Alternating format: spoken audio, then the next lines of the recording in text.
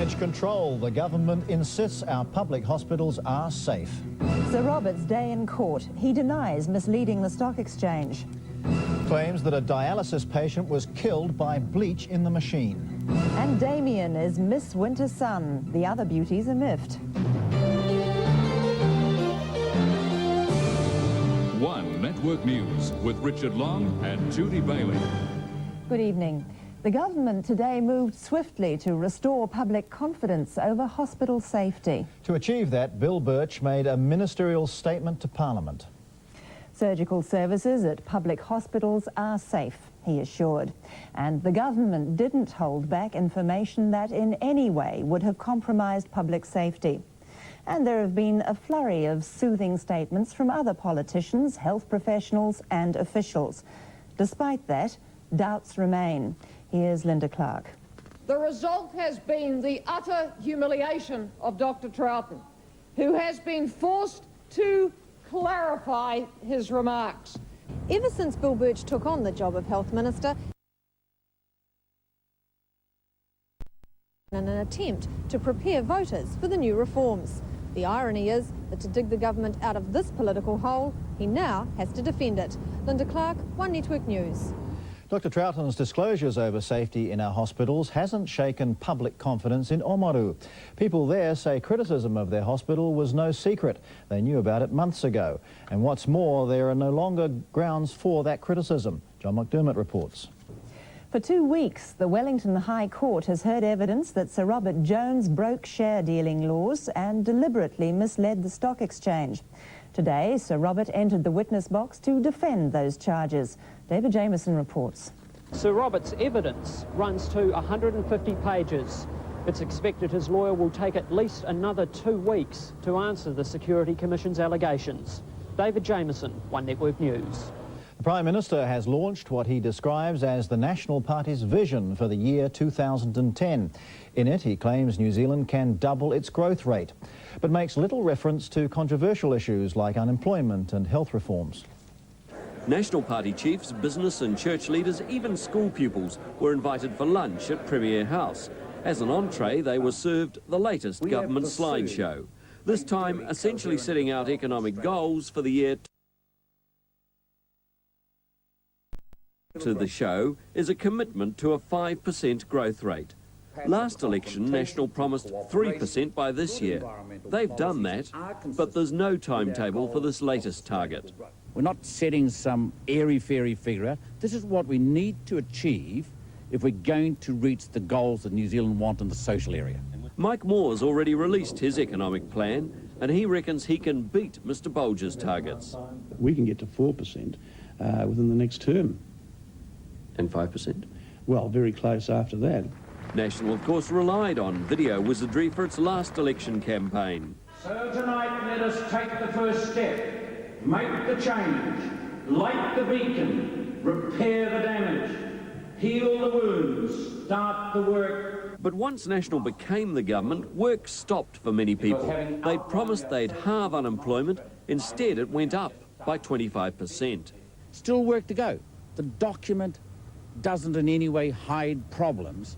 It says there are, however, ways to overcome problems. National's backing on investing big in research and education to get its economic growth out of industries like food and beverages and tourism. Mr Bolger today steered away from talking about National's record in government or the welfare state. There was no real mention, for example, of superannuation or the health reforms. No, today was all about what might be in the future, rather than what has been over the past 3 years. Richard Harman, One Network News. And the Prime Minister will be on counterpoint at the earlier time of 10:15 tonight here on One. John Cronin will remain the National Party candidate for Tauranga. Some party members wanted Mr Cronin replaced, but today the National Party executive decided the dissatisfied members would have to live with the choice. It's been revealed the Flaxmere abductor might have tried to kill his victim. Ahead on One Network News, 25 years of field days. And the male beauty contestant who wants to travel and meet people. Tonight, then, the government moving to assure the public on hospital safety. The government and its agencies have not held back any information that could have in any way compromised the safety of New Zealanders and their confidence in the public health system. Bill Birch and Helen Clark battle it out on Homes at 6:30. Beauty contests have long been considered sexist by some people. Never before, though, have they been a battle of the sexes. But one Australian's changed all that. As our correspondent Pauline Hudson reports, he took on the women and won.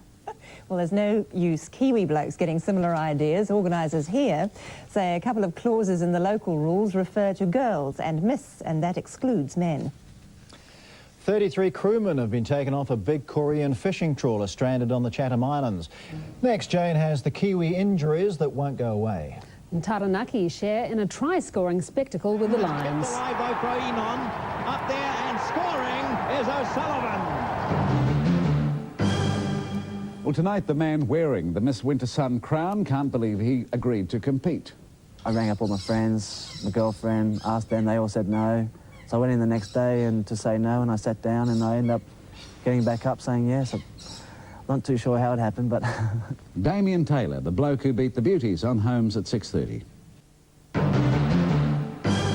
Jane has sport in a moment. First, though, the headlines. The government moved quickly to restore public confidence in hospital safety. In a ministerial statement to Parliament, Mr Birch said the government didn't hold back information that would have compromised public safety.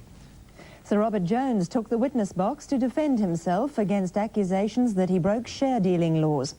Sir Robert said he'd never heard of the requirement to notify a change in his shareholding until last April. The coroner has ordered an inquiry into the death of a kidney patient at Palmerston North Hospital. It's been reported that cleaning fluid was accidentally poured into a dialysis machine. Good evening. The Lions had a disappointing run of results in their provincial tour of the south and reckon they were robbed in the first test. As Peter Williams reports, Taranaki was out to make things just as difficult for them today. Peter Williams, One Network News. And you can see highlights of the game on One World of Sport at 8:35 tonight. So look away now if you don't want to know the final score. The injury problems won't go away for the Kiwis league team, but Howie Tamati's still confident he'll field his best side come Sunday. Liam Jury reports. And former Australian cricket captain Lindsay Hassett also died today. He was 79. 43 tests for Australia, more than half as captain. Great player. Thanks, Jen.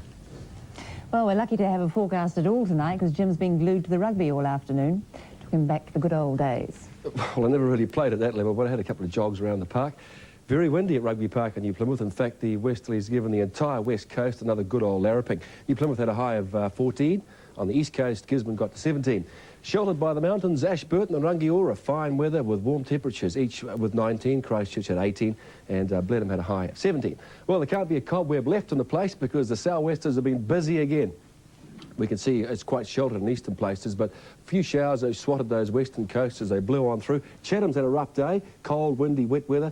Further west, we've got the anticyclone spilling into the Tasman Sea, south of Tasmania, a new front coming into the picture. So tomorrow we're governed by the remnants of the sou'wester, which will be pretty fresh in many areas.